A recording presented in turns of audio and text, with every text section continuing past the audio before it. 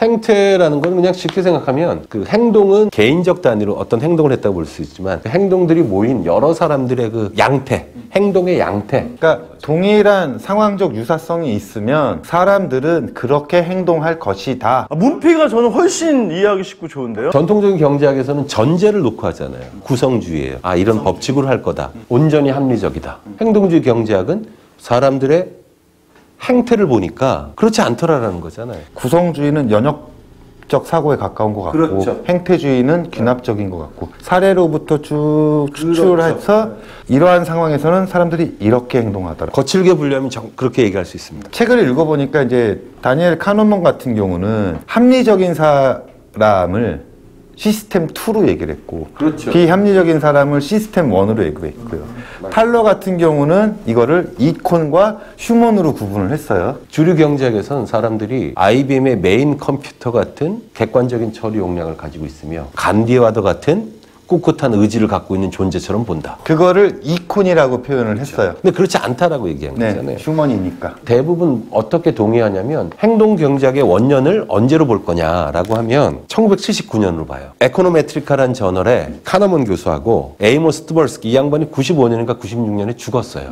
이 양반의 공동 연구를 통해서 행동 경제학의 근본이 되는 프로스펙트 이론이 거기에 실려요. 그 프로스펙트 이론에는 손실 혐오 성향이나 이런 게 다 들어가 있어요. 그게 행동 경제학의 원년으로 봐요. 주류 경제학에서 얘기하는 기대 효용 이론. 사람들은 어떻게 행동하냐면 내가 이 행동을 했을 때 받게 되는, 즉 기대되는 유틸러티에 따라 움직인다. 내가 요걸 하면 요만큼의 효용이 있을 거고 요걸 하면 요만큼의 효용이 있을 거다라고 볼 때 효용이 큰 쪽을 택한다고 늘 생각했어요. 왜? 합리적이니까. 근데 이 프로스펙트 이론에서는 그걸 아주 개깠어요. 기대 효용 이론을 완전히 개깐 거예요. 뭐냐면 사람들은 제한된 합리성을 갖고 있고 그렇기 때문에 효용의 절대치가 아니라 변화되는 상황에 맞춰서 선택한다 이거예요. 따져보면 분명히 A를 택하는 게 유틸리티가 큰데 사람들은 손실을 혐오하니까 B를 택하더라.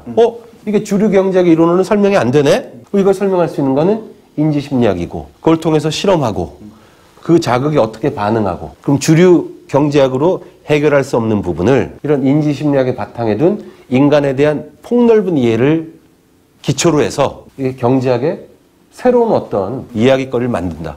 그게 이제 행동경제학이죠. 행동주의, 행태주의, 즉 체계적인 관찰, 자극과 반응. 그래서 행동주의 경제학 혹은 행태주의 경제이론으로 오늘날 우뚝 선 그런 상황이 된 거죠. 지금까지 대화를 나눠보다 보니까 이번 편은 조회수가 뚝 떨어질 것 같다는 불길한.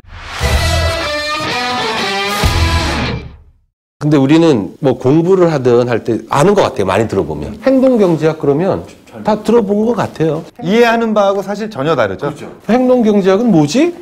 라고 하면 거기에 대해서 생각을 많이 못 하거든요. 사람은 제한적인 합리성을 갖고 있고 그러니 그 사람들의 심리적인 본성에 맞춰서 경제학도 구성주의, 전제에서 벗어나 그 사람 중심으로 생각을 다시 하자라는 메시지를 주는 거거든요. 충분히 의미 있는 거죠. 지금 방금 행동주의 경제학, 행태주의 경제학을 설명하면서 또 새로운 단어가 등장했어요. 인지적 효율성? 그 우리 비속어입니다만 겐또, 통밥 이걸 영어로 뭐라 그래요? 휴리스틱이에요, 휴리스틱. 편향적 추론인가? 그 추론이에요. 정확한 논리적인 게 아니라 쉽게 해석하고 쉽게 판단하는 거. 휴리스틱이라고 그러거든요. 인지적 효율성이 그런 거에 가까운 거예요. 미루어 짐작컨대 이러이러할 것이다. 그러니까 우리 흔히 하는 얘기로 카더라 통신 같은 거. 그렇죠.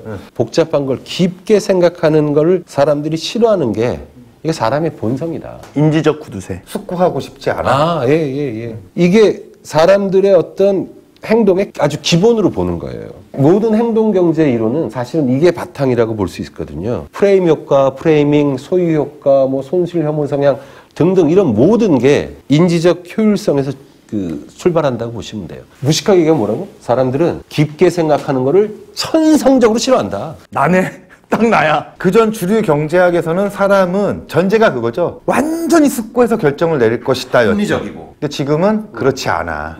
사실은 합리적인 선택을 하지 않아. 이상하다? 그거를 캐본 게 행동주의 경제학이고 인지적 효율성이죠. 인지적 효율성. 제품에 대한 정보는 이전 10년 전, 20년 전보다 훨씬 넘쳐나요. 그럼 사람들이 정보가 더 많아지면 그 정보를 합리적으로 yar라 계산해서 숙고해서 결정할 것 같은데 우리 실제로 그래요? 그러니까 뭐가 중요해져요? 정보가 많으면 많을수록 오히려 브랜드가 더 중요해져요. 그냥 난 쟤가 좋아. 아무리 다 필요 없어. 그냥 나 얘가 좋아. 이거잖아요. 그렇죠. 브랜드가 더 중요해지는 것도 사실은 인지적 효율성 문제를 브랜드라는 것이 상당 부분 해결해 주기 때문에 그래요. 또 인지적 효율성 때문에 뭐가 중요해지겠어요?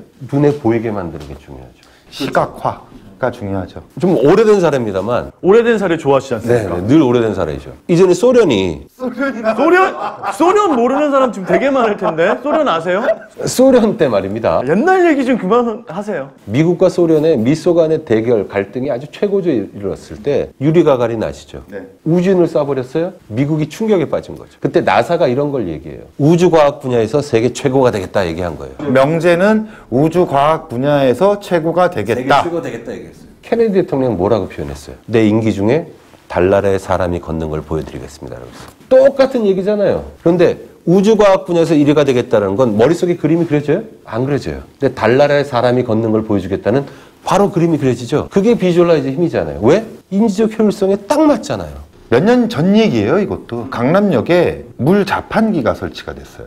1,000원을 집어넣으면 깨끗한 물이 나오지 않아. 흙탕물이 나와요. 에? 왜? 굳이 돈을 넣는데 왜 흙탕물이 나오냐면 흙탕물을 마시고 있는 아프리카 아이들의 식순환을 간접 체험하게 해주는 거죠. 1,000원 내고 생수를 사는 게 아니라 흙탕물을 사면 이 물이 어디로 가냐면 아프리카로 가요. 그래서 그것도 굉장히 좋은 사례라고 보고 시각화에 좋은 예다. 훌륭한 바이럴 마케팅이다 라고 생각합니다. 비슷한 캠페인 하나 있었어요. 유럽에 있는 구호단체인데 미세리오라고 있어요. 미세리오. 이 친구들이 그런 캠페인을 했어요. 비주얼라이즈를 극대화시킨 거예요. 근데 우리가 그런 약간의 불안함이나 의심이 있어요. 구호단체에 돈을 보내면 이 돈이 진짜 제대로 잘 쓰여? 라는 게 있어요. 그죠? 그래서 얘네들이 어떻게 했냐면 공항에다가 5개 광고를 하나 만든 거예요. 그림이 뭐냐면 정치범이 이렇게 묶여 있는 거, 빵이 있는 거, 이런 그림이 있어요. 그 중간에 신용카드를 그을 수 있어요. 그럼 신용카드를 이렇게 딱 그으면 그 묶여있던 팔이 불려요. 신용카드를 딱 그으면 빵이 한 조각 잘라져서 애한테 가는 거예요. 그걸 비주얼라이즈 딱 보여줬어요. 뭐? 당신이 이렇게 도네이션을 하면 이렇게 된다라고 눈에 보여지게 한 거예요. 효과는 인정티브 놈으로 했던 것보다 훨씬 높았죠. 게다가 그렇게 신용카드를 그으면 거기서 차지가 돼요. 그래서 한 2, 3유로 정도를 거기서 차지를 해요. 근데 내가 2, 3유로를 써도 이렇게 내 돈 이렇게 쓰인다는 걸 비주얼로 보니까 훨씬 믿고 하는 거죠. 정말 멋지죠. 푹 찌른 거예요. 황영, 그 이제 인지적 효율성 얘기하다가 자연스럽게 하나 등장한 단어가 있어요. 프레이밍. 요즘 신문 같은 데 보면 많이 등장하죠. 프레임 짜지 마. 우리 프레임에 대해서는 사실 할 얘기 되게 많아요. 이것만 갖고도 하룻밤 셀 수 있을 것 같은데 우리 프레임에 대해서 한번 얘기해 볼까요? 프레임을 번역하면 우리 뭐라고 그럽니까? 우리말로. 뭐라고 하는 게 제일 적당하죠?